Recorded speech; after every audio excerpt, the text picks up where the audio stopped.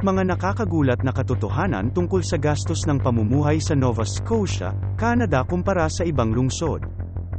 Sa puso ng Canada, may isang lugar kung saan ang buhay ay tila hinugot mula sa postcard, ang Nova Scotia. Ngunit, ano nga ba ang tunay na halaga ng pamumuhay dito? Kumpara sa mga sikat na lungsod tulad ng Toronto o Vancouver, ang Nova Scotia ay nag-aalok ng mas abot kayang pamumuhay. Ang tanong, gaano ito kabat kaya? Isa sa mga pinakamalaking gastos sa Nova Scotia ay ang pabahay. Sa average, mas mababa ng 30% ang halaga ng mga bahay dito kumpara sa mga pangunahing lungsod ng Canada. Pagdating sa pagkain, maaaring magulat ka.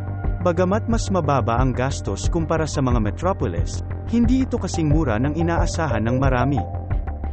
Ang transportasyon naman, partikular ang pagmamay-ari ng sasakyan, ay medyo mas makakatipid ka dito. Mas mababa ang presyo ng gasolina at mas mababa rin ang insurance rates. Edukasyon para sa mga bata? Sa Nova Scotia, ang mga pampublikong paaralan ay nag-aalok ng dekalidad na edukasyon na mas mura kumpara sa ibang malalaking syudad sa Canada.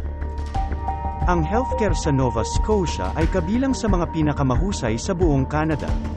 At ang maganda pa, ito ay libre para sa lahat ng mga residente.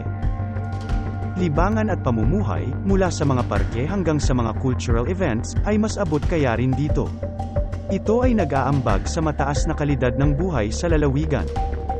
Sa kabuuan, ang Nova Scotia ay isang hidden gem para sa mga naghahanap ng balanseng pamumuhay, mas mura kaysa sa mga urban centers ngunit sagana sa kultura at kalikasan.